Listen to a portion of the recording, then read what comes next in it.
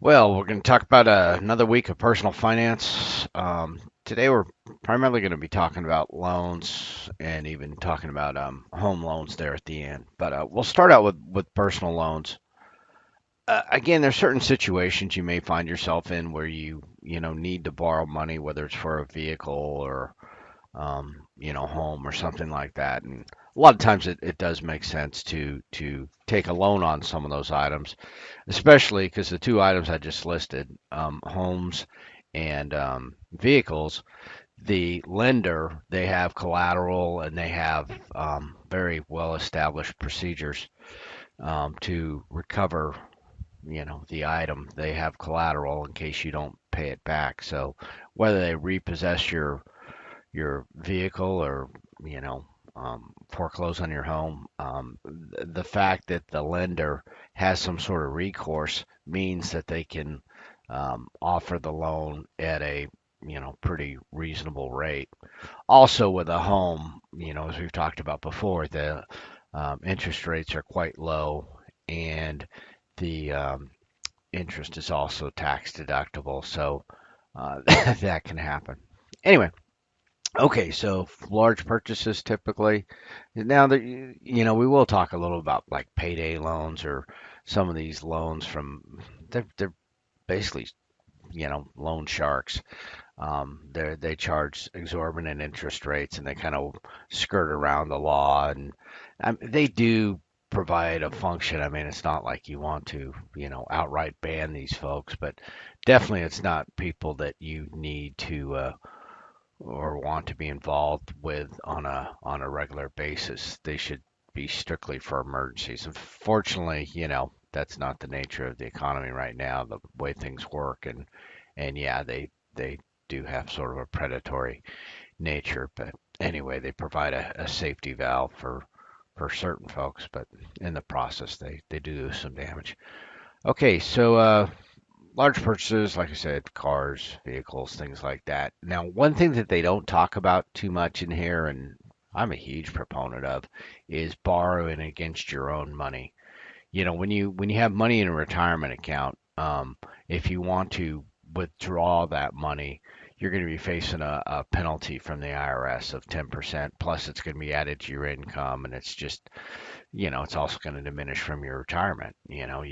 You're trying to save money in there, and now you're pulling money out.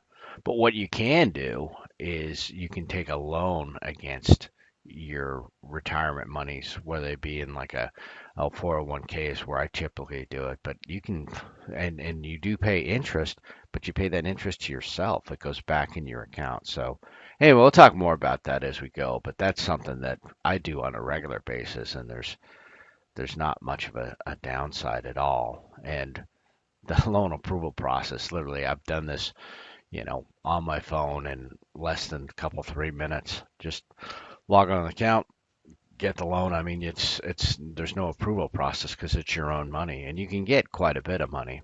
Um, you can take, believe it's up to 50% of the value of your account. I've never necessarily maxed it out, but I have done a pretty good chunk. And anyway, I think the upper end limit is about 50,000, but I've never gone that high as well. But anyway, certainly works. So they're talking about commercial banks, saving institutions, credit unions, finance companies. So finance companies and their, you know, these guys are down in the realm of the payday loans and stuff where they have fairly exorbitant rates. Or I would even put the rent to own companies down in that area as well because their rates are just so high and it's almost like a finance scheme. Family member, yeah, if you still whatever, you can destroy some relationships here with some loans, but if you do have, someone who's willing to loan you money and you're good about it, that might be a viable option. Peer-to-peer lending, so there's a lot of stuff popping up. These guys, again, they're kind of dated in their thinking, but yeah, it's definitely coming along. I've never done it on either side because you can, if you want to invest some money, you can put money into one of these peer-to-peer lendings, and what they do is they'll take say you give them $1,000, they'll put um, that $1,000 in like $5 increments in a whole bunch of different loans, however many that would be. And that way you have some diversity because people will flake out on paying some of these loans, but as long as they don't all flake out, it's sort of like an insurance concept where you're counting on, um, the numbers giving you some diversity. So, and you get the mail from these people. We'll see what happens here, but again, there's a lot of aspects of this happening in Bitcoin as well, and all digital currencies where they staking positions and loaning, and so things are definitely changing, and it's good. Competition is good. I used to pay exorbitant fees to transfer money internationally, and then another company popped up a couple of years ago that's they were part of Skype before Skype became Microsoft. But anyway, the guys who formed Skype out of Estonia. They formed another company. Anyway, long and short is what used to cost about $75 to do a transfer is now 10, $15. And so the competition is a good thing. Even if you don't use those services, the fact that they exist out there keeps the banks and the other folks honest and competitive. So whether a loan is sensible. So yeah, there's just because you qualify a loan for a loan doesn't necessarily mean you can pay for it. I mean, the banks. Uh, I've seen this in a military context where we had a Navy guy. He bought some Camaro, and literally the thing was going to his payment was going to be within about $20 of his entire salary. Because he was just a brand new sailor. Anyway, yeah, he wouldn't even be able to afford the insurance on it, but the car dealer sold it to him, and the Navy actually got involved. This was back in the old days, and they forced the dealer to take it back, or they were going to blackball him. But who knows whether they do that anymore? Personal loan process. So some of those documents we talked about, the balance sheet and the flow sheet, cash flow. Um, they may not actually want your copies, but all that data and all those calculations you've done will be transferred more than likely by you into their forms, and then you get a loan, amount of the loan, and the interest rate. So obviously the key things. One of the tricks that you'll see car dealers do, and in fact it even comes up in your video for comment thing, is you go to a car dealer, which is kind of a disgusting experience to start out with. They're just the way they operate, but they'll say, oh, how much do you want to pay per month? And then they'll just adjust the number of months, till the payment amount is within your budget is what they're saying. Well, the fact that they overlook is, let's say they march that loan out to 6 7 years, the car or truck, whatever you purchased, is getting kind of worn out by that point. So in addition to this car payment that you didn't mind paying when it was a brand new car, now you're paying that same payment on an older vehicle, and you've got maintenance costs, and you've got everything else going on with it. Yeah, it can be difficult. So amortization, that term comes up a lot. That just means a series of equal payments. So when you see an amortization schedule, that's what they're talking about, amortizing something. And principal and interest. So not so much in a car loan because they're not typically the same length. A home mortgage, if it's a 30-year mortgage, you'll notice that the first couple of years of the loan, you're paying almost exclusively interest and very little towards the principal. The principal is the amount of money that you borrowed, and towards the very end of the loan, you're paying almost all principal and very little interest. So the tax deductibility as the loans age out becomes less desirable, and some people may decide to, purchase another home or something so that they're paying a greater share of interest, which is tax deductible. The maturity is the life of the loan. Yep. So, I mean, there again, you can do some absurd things. When I was overseas again in Spain, the housing prices were getting so expensive, people couldn't afford them, but they still wanted to buy, so they were doing 60-year loans, and it was just ridiculous. You know, those people are not going to be around to pay that loan if they're say 30 when they're buying their home. You know, they're probably not going to be around at 90 years old paying on that loan. So anyway, so collateral is what I mentioned before. That's what gives you a secured loan. So collateral and security are same. Um, but if you have an unsecured loan, like a signature loan, like if you go to the bank or even a credit card, and you say, I'm just going to borrow whatever amount of money, and if you default on it, the lender has to come over you to recover that money. It's not really tied to a specific asset.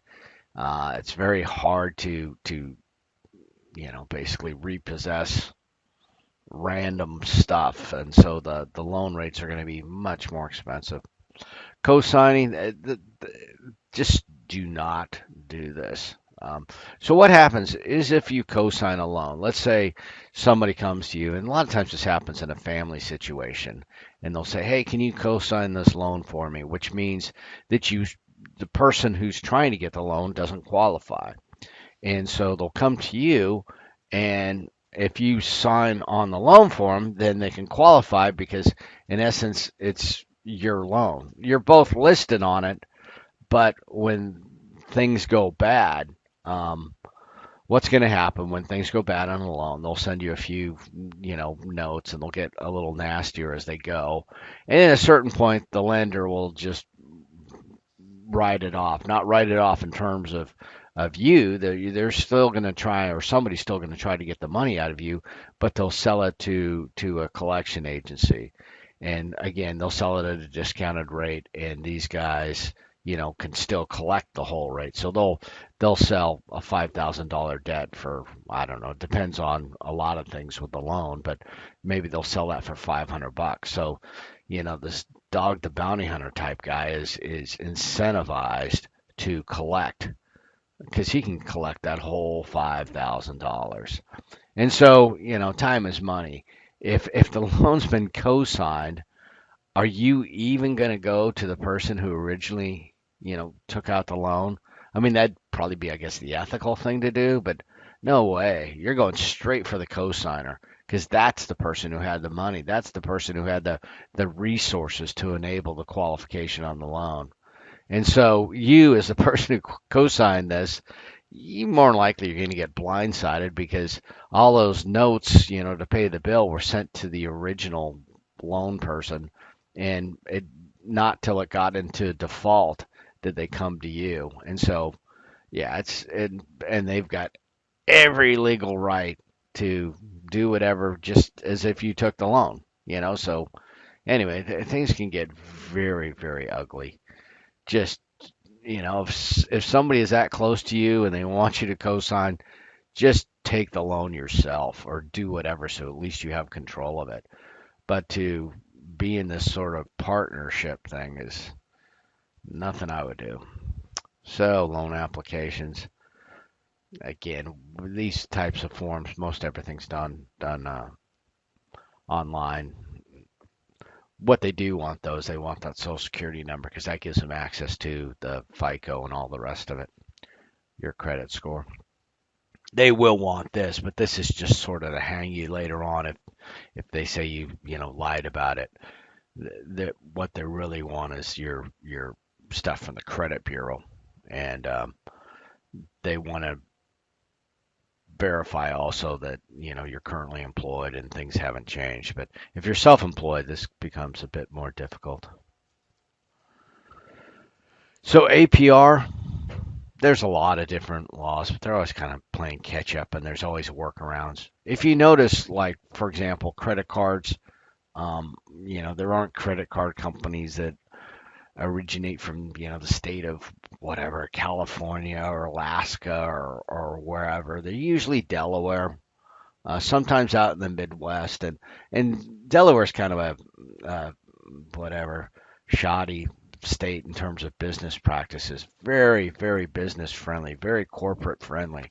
And so, like MBNA, the big credit card company that some of the politicians have done a lot of business with. Anyway, what they do is in a state like Alaska or a normal state, they'll have usury laws that prevent basically loan sharking. They prevent um, businesses from charging, astronomical credit, loan rates to the point that they're essentially loan sharks.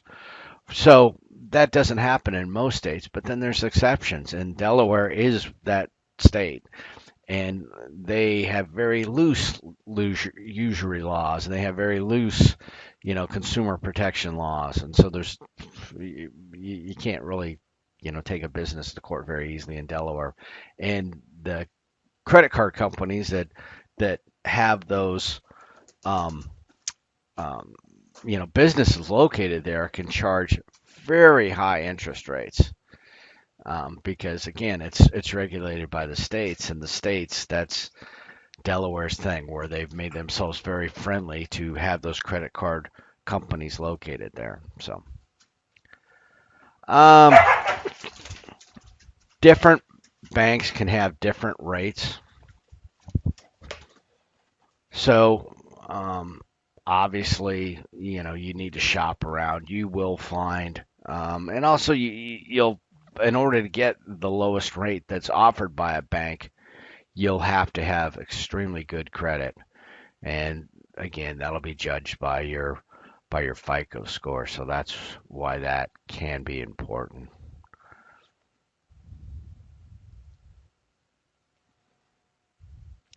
This is what they're showing, but it's not as dramatic because the term of the loan is not that long yet. It's just a 12-year loan on this case.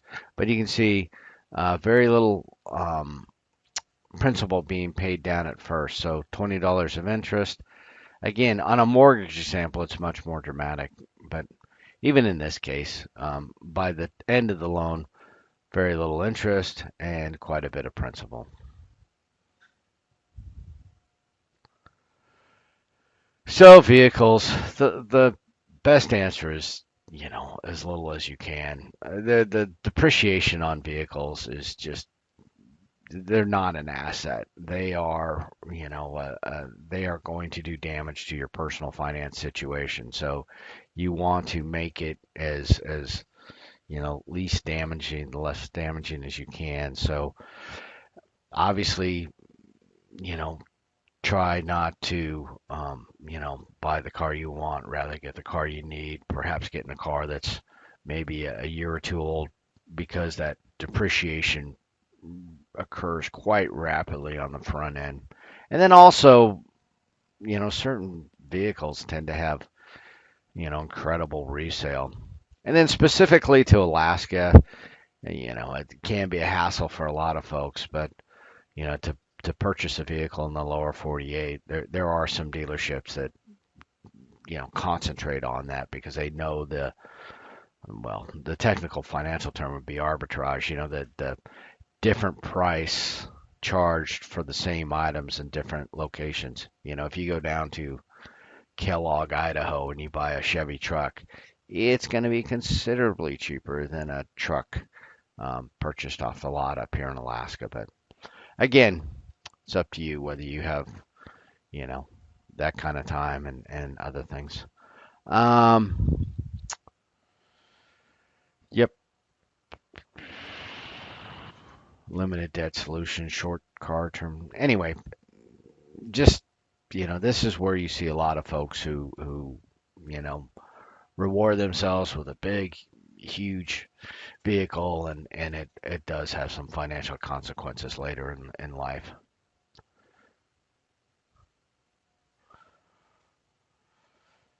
Insurance. Resale value is really tough to judge up here in Alaska because Alaska's a non-disclosure state, which means that when you sell a vehicle, since there's no sales tax charged on the vehicle, the state's not, you know, well, it's a non-disclosure state, so you don't have to tell how much you sold it for. Whereas other states, you absolutely have to. because they're charging sales tax on it. And then these things like Edmunds and Kelly Blue Book, yeah, they used to be good, but the car dealers or the whatever those associations have essentially bought up these companies, and so the data now, um, even the lower 48, is pretty distorted and favorable to the car dealerships. That they have inflated prices or just inaccurate. And then in Alaska, they just don't have enough data to work with. So you just see it on the used car market in Alaska. You just see just a huge disparity in prices being charged for the same thing. So here they're pushing Kelly Blue Book again. Back in the day, 20 years ago, big deal. Now, yeah. Um, if you again, if you're looking for some sort of side hustle, there is a lot of money to be made on the if you know what you're doing.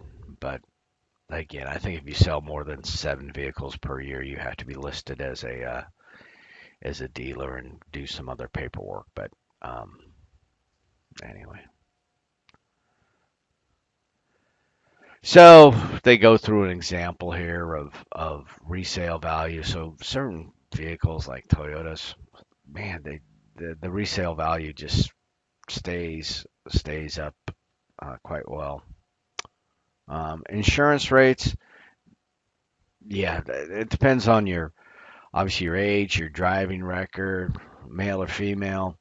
There's a lot of variables that insurance companies take into account.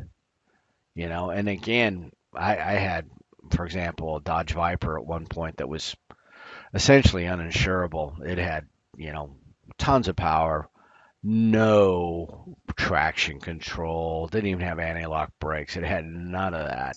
And it had, it's driven by a bunch of yahoos who crash them constantly. So the insurance for that vehicle was just unaffordable. It was uh, it was over 10,000 a year, and for a single vehicle. And but I could get liability insurance for quite reasonable. So anyway, the insurance company, they have a list of vehicles, and the Viper was, I think the list goes out to 43, and the Viper was the you know number 42nd in terms of being the worst. And if I would have taken that full insurance, in essence, I could have bought a new Viper or another similar condition Viper every 3 years. So I didn't do it. So at a certain point, again, it's nice to have, um, you know, a bit of a nest egg or resources built up. And in this case, I just said, I'll be careful. I won't crash it. And if I did have liability insurance, so if anything, were to happen, but I did not have collision. Collision is the type of insurance you have that covers you in case you fixes your own vehicle when the cause of the accident is your fault. And that's the important and expensive component on an insurance policy. So anyway, something to look at. But yeah, sports car is going to be high. Uh, high, repair cost vehicles are going to be high, and some vehicles are going to be low. But anyway, everything's getting a little bit more expensive day by day. Negotiating the price, they're talking by phone. Typically, this would be done online. The trade in the game they play, and this is why I say it's kind of a disgusting process because there's a lot of gimmicks and that are played. Sometimes they'll say, "Oh, your trade-in is worth a great deal of money," but they won't negotiate at all on the new vehicle price. Or they'll come down on the new vehicle price, but they won't give you anything for your trade-in. And anyway, the no haggle dealers, you know, it's not like you go to a car dealer and they increase the price. If there's any haggling to be taking place, not that I want to engage in it, that's to get the price down. To just say, yeah, no, we set the price at list price, and that's somehow good for you. I'm not sure how that benefits the buyer. The best thing you can do, and again, it's your own decision, but I don't buy new vehicles up here in Alaska. I would go to lower 48, but that's just I've got access to shipping and have done that. And I've shipped vehicles up for again the vehicle shipping thing can be a joke too. I've shipped many a vehicle up here for $1,200, $1,500. Whereas if you just contact somebody, they're a lot of times they'll quote you three or $4,000, which is again ridiculous on its own. Yet purchasing a car online is possible, certainly. Whoops. So what is going to happen there with a salesperson is they're going to work you to maybe get you to pay more than you want, more, and make a lot of emotional arguments, and that's you need to kind of have set in your mind, or maybe have the vehicle picked out before you even go there, so that you don't end up being, you know, susceptible to that. In the longer finance periods, yeah, that's one of the games that's often played. What you're really concerned with is the price and the interest rate. And another thing with interest rates, you may have a interest rate that's available through your bank or your credit union or whatever. Um, you might want to keep that to yourself until you get to that point of the transaction, because these dealers make a lot of money off of the financing. So they may, when you're negotiating with them, they may come down a bit on the price, figuring they're going to make it on financing. Um, but if you come in there and say, "Oh, I've already got my own financing," then they know that they're not going to make that money off the financing, and they've got to make it off the price. So they may not negotiate down. But anyway, cars may be worthless by the time you pay them off.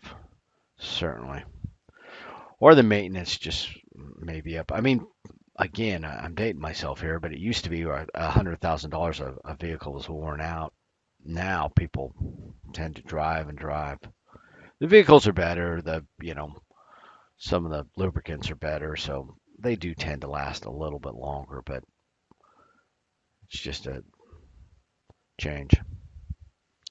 So here she is. She's buying this vehicle, and by stretching out the payments, you say, all I can afford is $300. So, they'll stretch it out to 5 years. And, a $15,000 car 5 years from now is probably not worth a lot. And your maintenance costs may be more than this 300. When you take it off the lot, assuming it's not, some sort of scam, your maintenance costs should be, fairly low. But as it starts to get more miles on it and other things going on, it can actually get much more expensive towards the end. So now a lot of the interest rates, when I keep talking about how interest rates are at record lows, you'll see that on a lot of these slides where they act like 7.6. Most people wouldn't pay 7.6 right now. The loan rates are going to be are lower until whatever. There's a lot of people who do believe that inflation is going to kick in, but they've pushed inflation down by pushing a lot of money out there and trying to keep inflation down. But you can only do so much manipulation to the economy before it finally something happens. So I think we're on the verge of that. Leasing, typically not a good idea. Um, you can run through the numbers, but even with a business, I've never ever found, I've done some comparisons and never found a leasing alternative that made sense. Essentially, you're renting the vehicle on a long-term basis. So, if there is excess mileage or wear and tear or other things, because when you go to return the lease, they're buying it back or taking it back from you, and there can be other charges involved. So um, be careful with that. You'll see that a lot of BMW, especially, is always pushing a lease because it makes their Cars appear more reasonable, but when you look at the out-of-pocket expenses to you, it can be quite a bit. Even though resale is not high, um, it is something on a lease. Obviously, there's no, um, you're not selling it at the end, and typically you're having to come up with some money at the end as well. So you don't build any equity. You don't own that car. You do have to, maintain it and dents and things like that. Um, and then additional charges may be imposed. Student loans were taken over by the federal government a couple of years ago, which can be a good thing, can be a bad thing. We'll see what happens. I mean, there's always this teaser that they're going to forgive student loans, but I would not expect that to happen. And that's not me. I mean, I don't have a dog in the fight. I don't take student loans, nor do I have a student loan. But the people who have struggled to pay off their student loans, oh my God, those people are pretty serious about making sure that you pay off your student loan. Now, there are things you can do, in terms of this comes to employment. There's certain places you might be able to work where there's a deferment or something else. But yeah, student loans, and when we talked about bankruptcy, and we just touched on it a little bit last week. Student loans, go figure. They're one of the things that they are not discharged. I mean, they're not forgiven in a bankruptcy situation. So you may be able to walk away from that vehicle you owed money on, but not the student loan, because again, you owe that to the government, and they're going to make sure they get their money. So, but I don't know whether you often hear it talked about, but in terms of a fairness issue, I think there's a lot of resistance. Home equity. This is not a bad way to go. It's not as good as, in my mind, not as good as the taking a loan against your 401k or something. But in this type of loan situation, you're loaning against the value in your house. So the interest rate's going to be quite a bit lower. It can also be tax deductible. So now you need to have some equity. So let's say you bought a house for 300,000, you just bought it, 2 weeks ago. Well, you probably don't have any equity, or maybe you put a big down payment down, so you have that portion. But typically, as homes appreciate, let's say that house a couple of years from now is worth $400,000, and you paid a little bit on your loan, you owe like 285. So you have, in this case, $115,000 of equity that you could take a loan against. And keep in mind, you don't pay this loan. The collateral is that home. So yeah, you could get foreclosed upon out of your own home off of taking in essence, a second mortgage on it.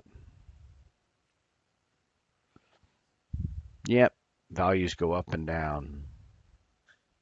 I did this one time where we bought a home a long time ago, and had to take private mortgage insurance because I didn't have enough for the down payment to satisfy the bank. So they'd allow me to buy it, but they wanted a private mortgage insurance until I could come up with 20% of the value of the home as a down payment.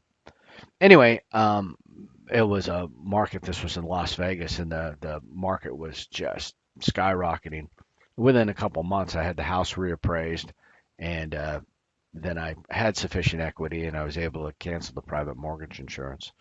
But Las Vegas it has its huge swings. It's sort of the Bitcoin of real estate.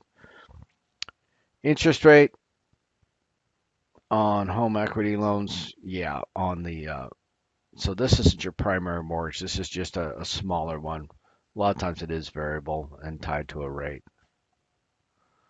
So paid on a home equity loan up to $100,000 tax deductible. So you would get the same benefit as if it, was your primary mortgage. Whoops, skipped one slide.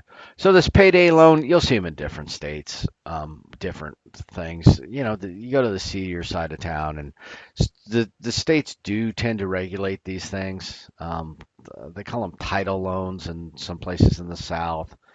But yeah, they've got certain ways they work around it, and they redo the loan on a quick basis, and it's a method of getting around these usury laws. They end up charging outrageous percent rates, but if you truly are in an emergency and you need cash, I guess it's good to have an outlet. But for people who use them on a regular basis, there's always proposals to outlaw these guys, just considering that they're predatory.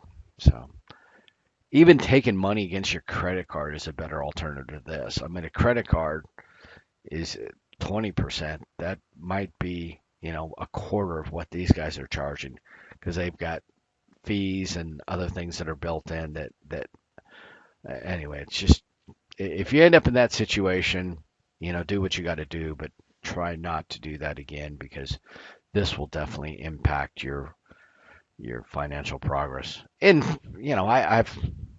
I've been on the other side of this. I had a friend who he got 20% from a 20% investment every month from this car dealer who made loans to people who couldn't quite qualify, and if they're paying my friend 20%, obviously they're charging the people 25, 30% for the loan. So this stuff happens, and it's usually just on the edges of the law.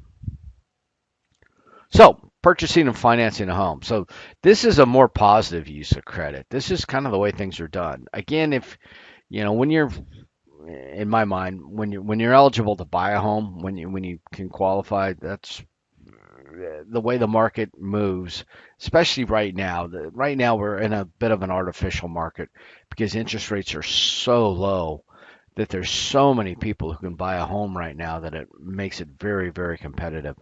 Plus, you're probably going to see housing prices in places like New York and San Francisco go down a bit because people are telecommuting. But places, rural places like out in Montana or Utah are skyrocketing because people are telecommuting.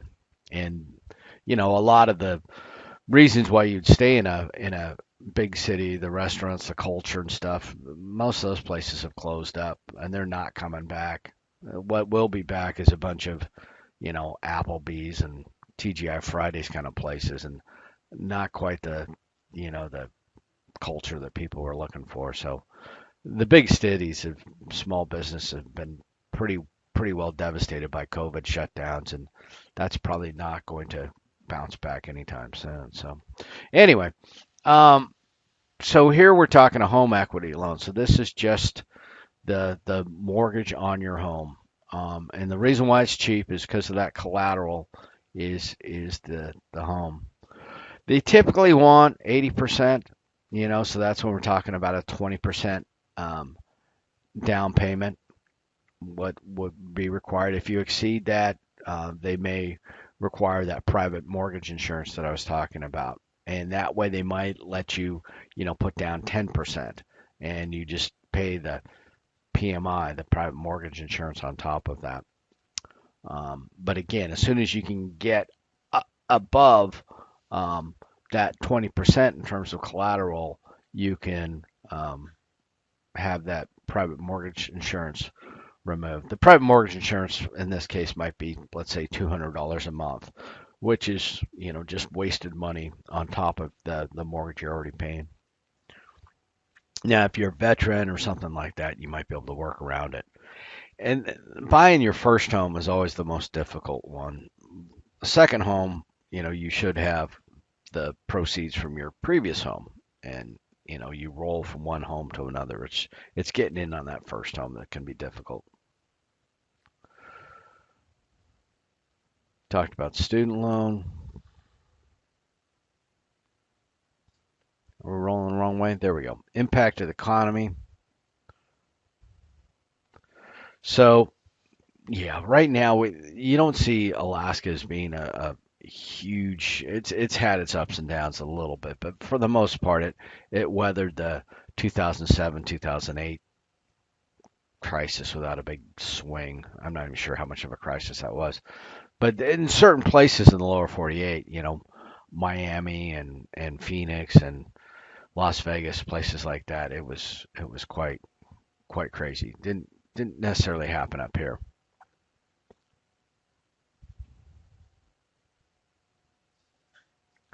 Seems like we're rolling. Let me get these slides back. Yeah, it's going the wrong direction.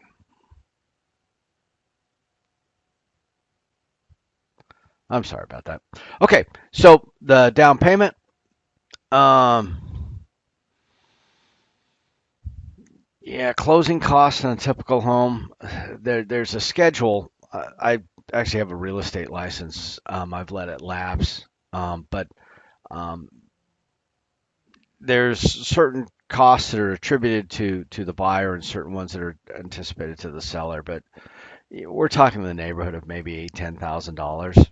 Could be higher, could be lower. Um, but there's going to be some additional money that's going to be required at closing. Um, when you're the buyer, you're not paying the commission, which is a huge expense. The commission that's paid to the salespeople involved, that's a seller's cost, so that's a good thing. But appraisals and inspections and other things, they all kind of add up. Affordable mortgage payments, they come up with these standards where they say a certain percentage should be, you shouldn't go any higher than this based upon your income. And that the part about that that's kind of a joke is that it depends on the area. If you're living in some place like San Francisco or New York, the percentages are going to be so far skewed where such a high proportion of your income is by necessity, you're either going to be homeless or you're going to be paying a hefty mortgage or rental payment. So, in a place like Alaska, we're probably more in the middle. In a place like, the middle of Iowa, you don't have to pay that much. Now, the salaries may correspond in those areas as well, but just the same, the absolute percentages when they quote them on a nationwide basis are kind of flawed. Um, yep. So there's a lot of moving parts between the equation between renting and buying. Um, for the most part, though, I've always been one for purchasing a home for a number of reasons. Most of them financial, but other ones such as, having pets and not having a landlord and just being able to modify things the way you want rather than living in somebody else's home. But um, you have to, examine that decision each time. Um, this is a little different than a vehicle, though. If somebody overdoes it on a home, a lot of times they end up kind of cash poor, but in the long run, they probably survive just fine. They're not necessarily wasting the money. Whereas with a vehicle purchase, if you overdo it, that's money you'll never get back. If you go a little big on the home, hopefully that money will be building equity and you'll be in the market. Uh, a vehicle, for example, you have different kinds of assets. You have assets that appreciate, that increase in value over time, like a home, hopefully, except for mobile homes. But a typical, real estate appreciates over time. Not great amounts, but let's say 3% or something. Whereas a vehicle depreciates over time. So if you've got a bunch of money tied up in a appreciating asset like a home, that's a good thing. If you got a bunch of money tied up in a depreciating asset, that's a very bad thing. And then since we're using borrowed money, that's called leveraging. When you use borrowed money for investments, you leverage. So they use that term a lot of times in the stock market. They'll talk about a leveraged stock buyout or leveraged whatever. It means using borrowed money. And using borrowed money to buy stocks due to their volatility is not smart.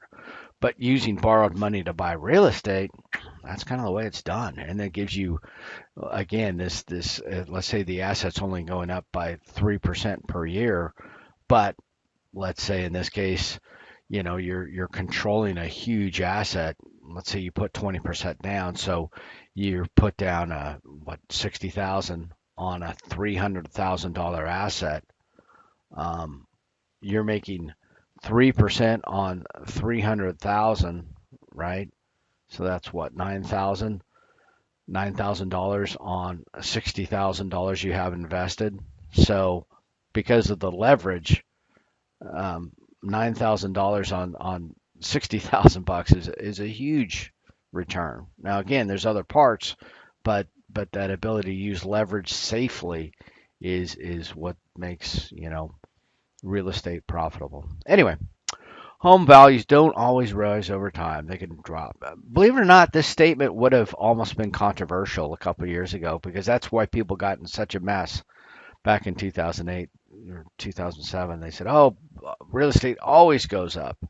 No, it can drop, but it's not like a company where it just goes bankrupt and it's worth nothing. It typically will bounce back. And then also it depends on the market. You get involved in, I know some people, I saw it happen. Two doctors, they bought into uh, basically it was the whole top floor of a apartment down in Pensacola Beach in Florida. A friend of mine sold it to him, and they spent 2.1 million bucks on it, and they sold it because they were forced for $200,000. And you can't declare bankruptcy if you're a doctor.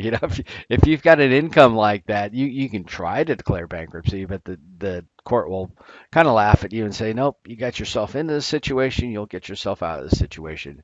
You're going to pay that mortgage, and which they do. So yeah, it can be devastating if you get involved in speculation, but that's not what we're talking about here. We're talking about typically buying a home for yourself or maybe some modest, income property. We're not jumping in buying condos on the beach for overinflated prices. So a whole lot. I'll have a whole separate lecture on purchasing a home and the rest of that. But it is a serious thing. And for a typical student of this class, if you're younger, what you should be purchasing ideally is a future rental home. You should be building ideally, if you want to go this route, is a rental portfolio. So you're building this starter home that is going to be, you're going to move away from it in a few years and rent it out, and then you're going to do the same thing, and after whatever number of years, you might have three or four properties. That's a method of getting ahead.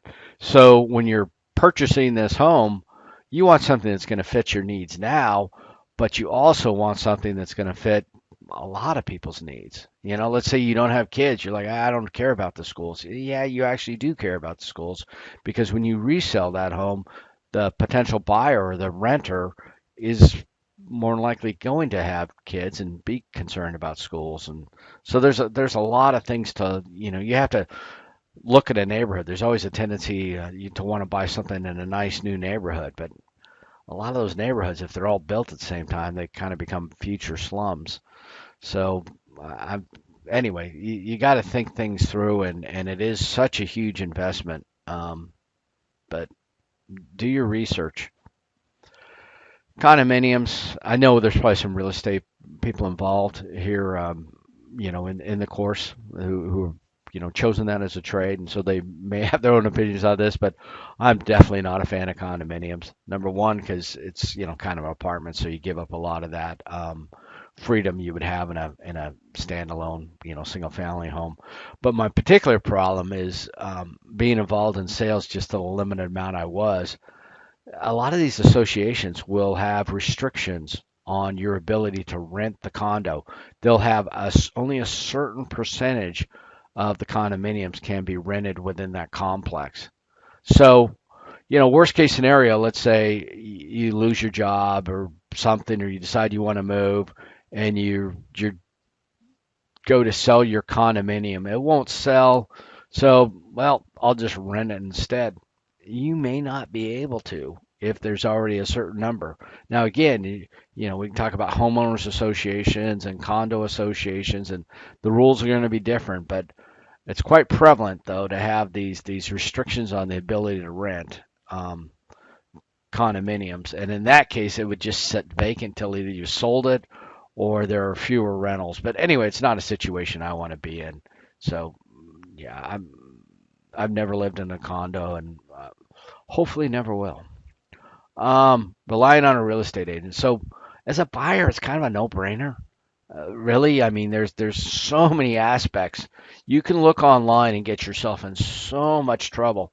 You can see, oh, this one's got huge amount of property because believe me, I've done all these, and you go to look at it and it's like, the sun doesn't shine here but about 2 months because it's in the shade of whatever mountain, or it's in an avalanche zone, or now you've got the whole, you know, relevancy of the earthquake since we just had a major one a couple of years ago. So there's a lot of things, and agents up here, and they don't even call them agents, they call them salespersons because of some of the history. But there's a lot of disclosures, meaning defects in the property that if you're just buying it from a for sale by owner, they might just kind of gloss over it. Whereas somebody who's in that business, if they get caught doing that, the stakes are pretty serious, and they can get in a lot of trouble. So they tend not to do that. So the transactions tend to be a little bit better. Anyway, that's just my own thing. And then also, if you're doing it for the money, I know this from a number of listings. You go to somebody's home and they think their home's worth, $1 million, and it's clearly not. And they say, fine, I'll just list it myself. And so a lot of properties are listed at a higher price than they should be because they may have gone to an agent who just said, this thing will never sell at this price. So there's just a lot of variables. I could spend all day on it, but you are not doing yourself any damage by at least viewing some properties and getting hopefully some information. But not all salespeople are the same either. There's a lot that will just they don't know what they're doing for the most part. So you have to find somebody who is good. But if they are good, they are definitely worth your time. So the online stuff again, you know, being a non-disclosure state, the numbers on something like Zillow or whatever are not often accurate. It probably will change over time. I've bought stock in a number of companies that are, doing some of this online business because I think it is kind of the way of the future, but it's not there yet. Um, Criteria to select a home, all sorts of different items. You can look up and see what the taxes are because again, there's no fixed value. Taxes in the valley versus in the municipality of Anchorage in this case are wildly different. Homeowners associations can be a good thing or a bad thing. Um, Personal preferences, but try to minimize your unique personal preferences. What you want is something that will meet your needs, but will be a good investment.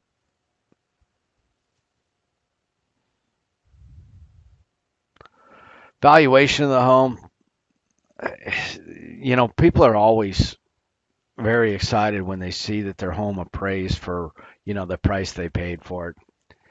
It's not as dramatic as it would appear. A lot the appraiser knows what you purchased the home for, so they don't come up with those values independently. What they'll do is they'll look at comparable sales in the area, and then they'll compare it to the home that you're purchasing and try and make an evaluation. But go figure, 90% of the time you'll find out, oh, that the house appraised exactly for what I'm paying it, paying for it. So it's not such a coincidence. It's more of just the way it's done.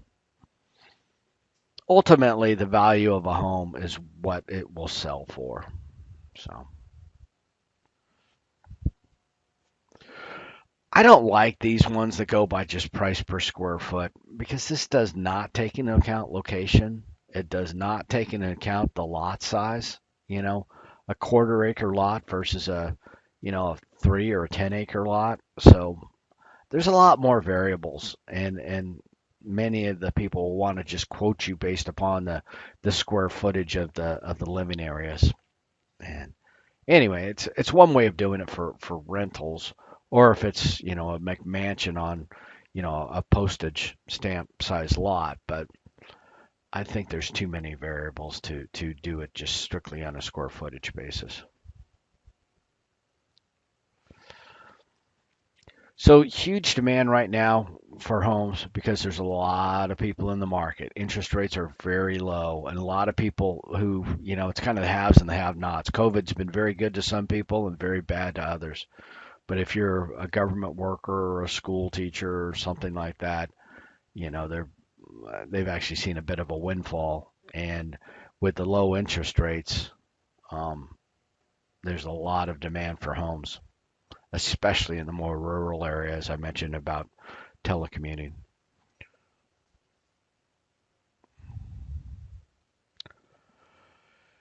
I wouldn't say the economy, the economy is a mixed bag. The economy overall is very weak. Stock market is very strong. So the stock market is not necessarily indication. And it's definitely bifurcated. There's depending on where you sit in the economy. If you're a, hourly worker in the service industry, yeah, you're down in the weak economy side. If you're somebody who's unaffected by COVID, you're probably doing quite well.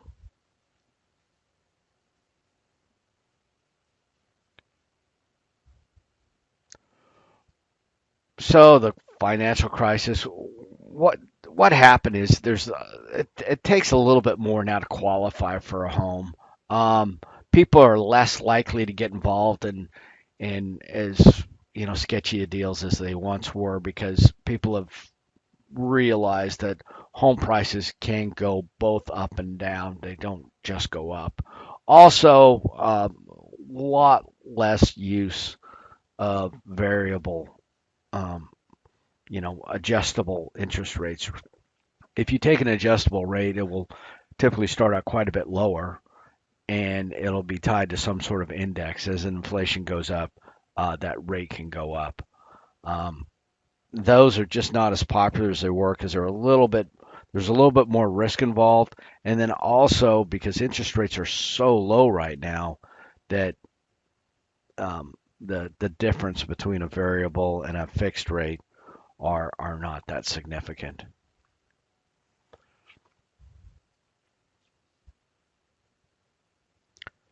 Businesses, zoning laws, and I'd put homeowner associations into this as well. You'll see certain areas where people, depending on their position on the homeowners association, may not want to live there at all. Some homeowners associations, actually own some of the roads, and so they're responsible for snow removal, and it will also affect the tax rates.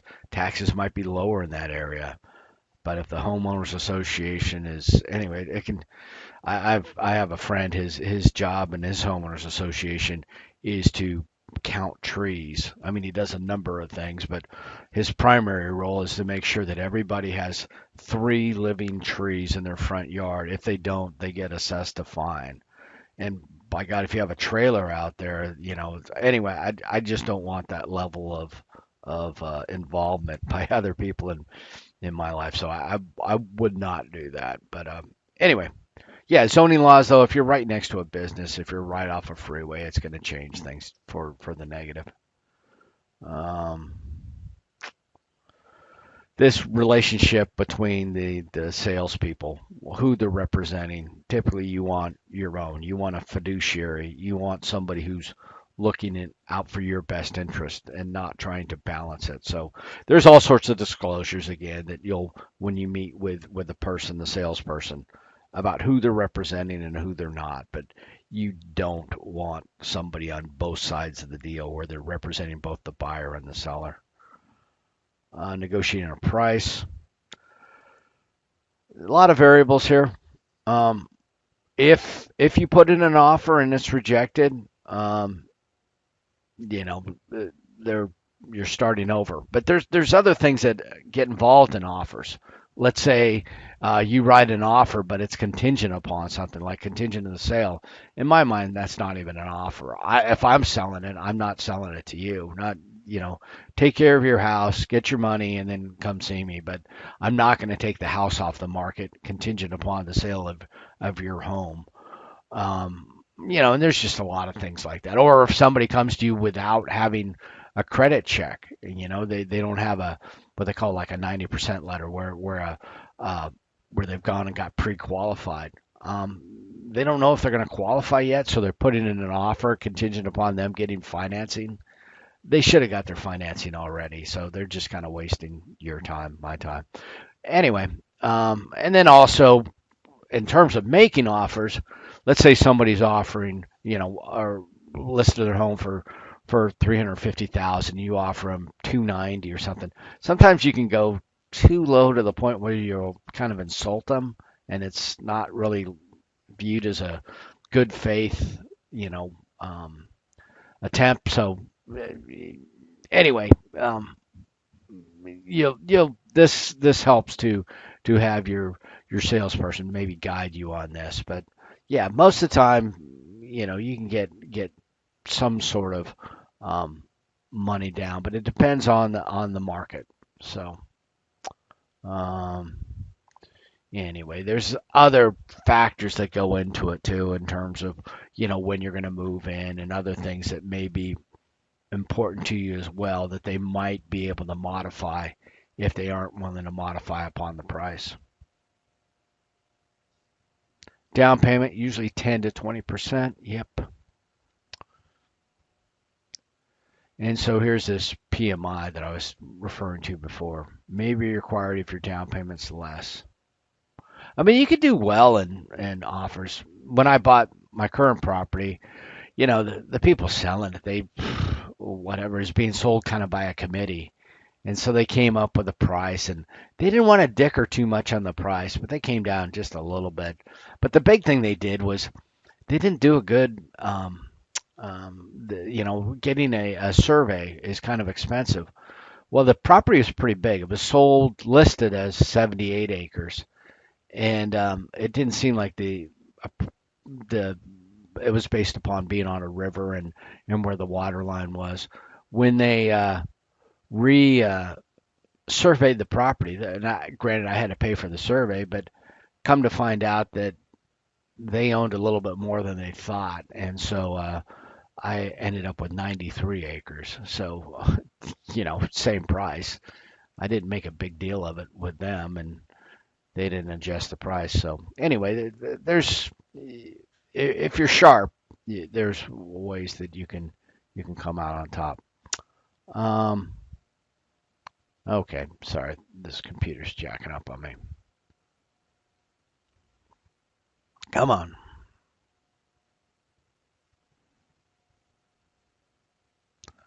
So the closing costs.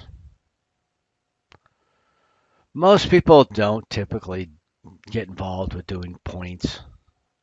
If you want an interest rate to be a bit lower, you can make an arrangement. I've never gotten involved in this, but they charge to basically buy down the loan, but in most cases it doesn't make any sense.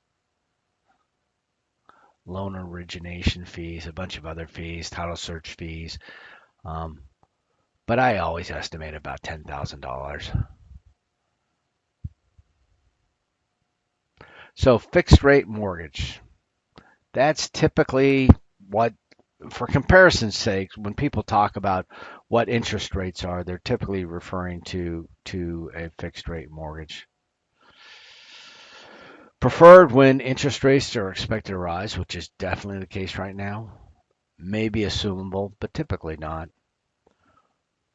But the fixed rate means that your payment today is going to be the same as it is 30 years from now. Whereas a variable mortgage may will change based upon inflation and whatever it's indexed to. 30-year fixed is really the most typical, although you can also get in 15 years. And I did take out, I had a variable interest rate on a home in Germany. I just took out a 10-year mortgage just because I wanted to pay it off and get it done quickly. And with only 10 years, the my risk for being under a variable mortgage was lessened because the term wasn't as long. Amortization table, so those are those monthly payments. Tells you how much your principal and interest is going to be throughout the course of the loan. Now, when we get out to a 30-year loan, so 360 months, you can see that the payment's going to stay the same, but see how this principal, very little paid, 120 paid towards paying off the loan in the first month. By the end, it's a $537 payment. 534, almost all of it's used to paying off the principal. Only $3 to pay off the interest, whereas 417 up here. So that's it's much more dramatic when it's a longer term loan.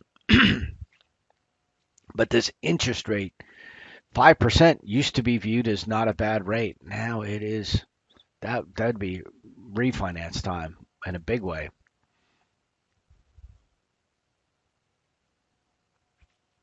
So impact of the mortgage amount, yep, larger the mortgage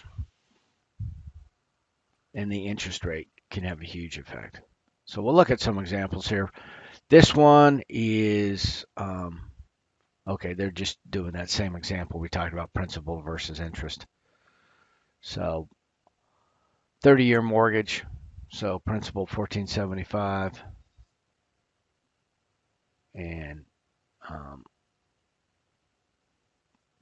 6271, so considerably more paid towards the principal. All this tax deductible interest here, very little tax deductible interest there. And one more time.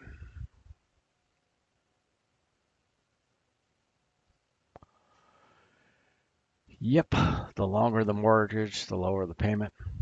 Now that's not to say you can't double up and, make a 30-year mortgage a 15-year mortgage if you wanted. A lot of people do.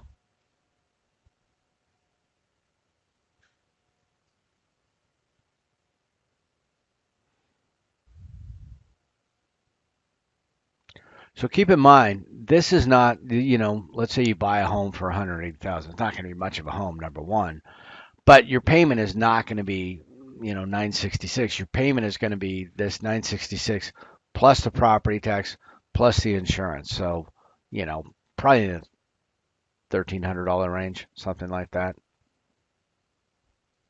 So when you're comparing it to a rental situation, is what I'm saying. That in a rental situation, you may have renter's insurance, but it's quite low because you're just insuring the contents and you're not paying the taxes. Then again, you're not deducted the tax. Pardon me. Yep, mortgage calculators. Bankrate.com is still good.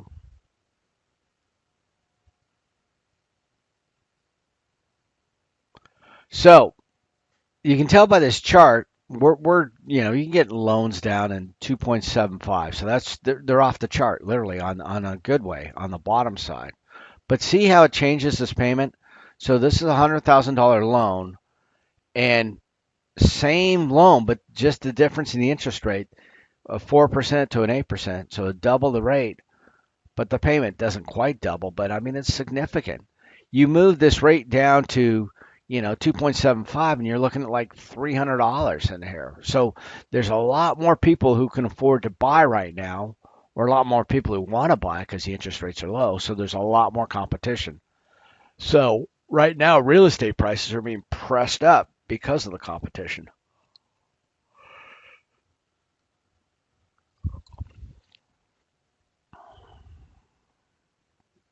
One more picture of that. Adjustable rate mortgages. Probably not a big seller right now.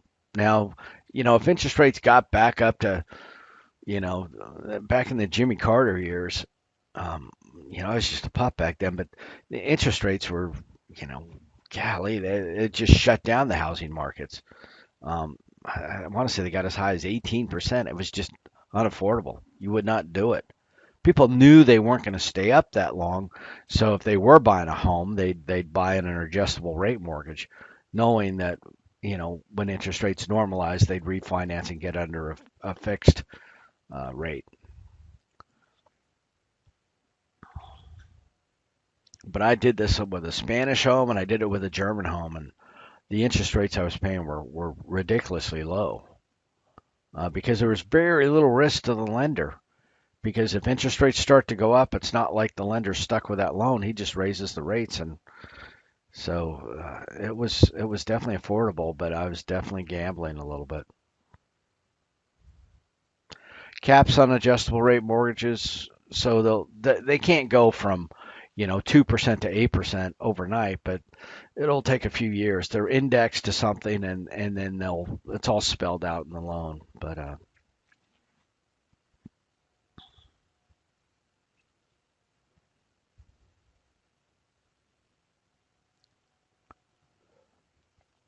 here we go.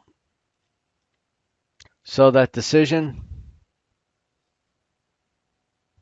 yep. Generally, owning a home is going to be more expensive because garden hoses and the little things about a home. But again, there's quality of life issues. So if you've ever maintained a home and done stuff, but again, a lot of people get enjoyment out of that. And for a lot of people with pets, it's kind of a no-brainer. Having dogs and stuff in a rental property is number one hard to find.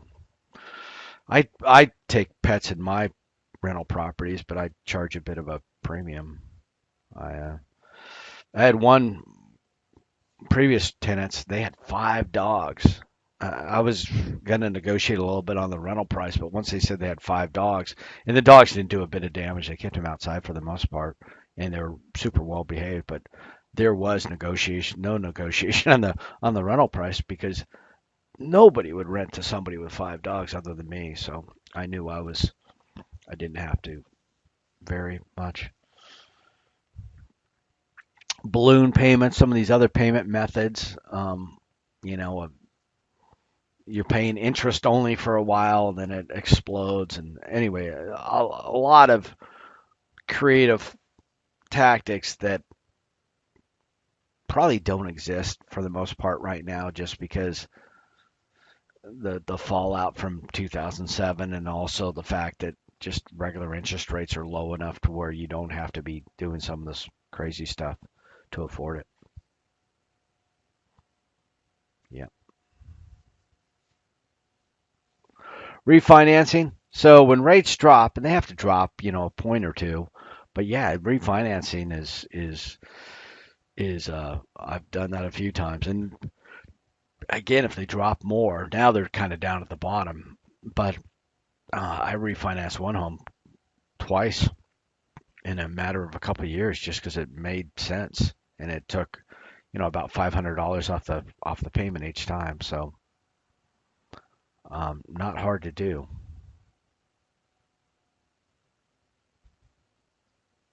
All right, so that's it for what we'll be talking about with loans right now. Um, I'll post the homework out there, and the video. The video is about a home or a auto buying example where they monkey around with the rates, and it just shows you some of the tricks that are played by some of the dealerships that hopefully you won't experience, but they definitely are out there. Talk to them.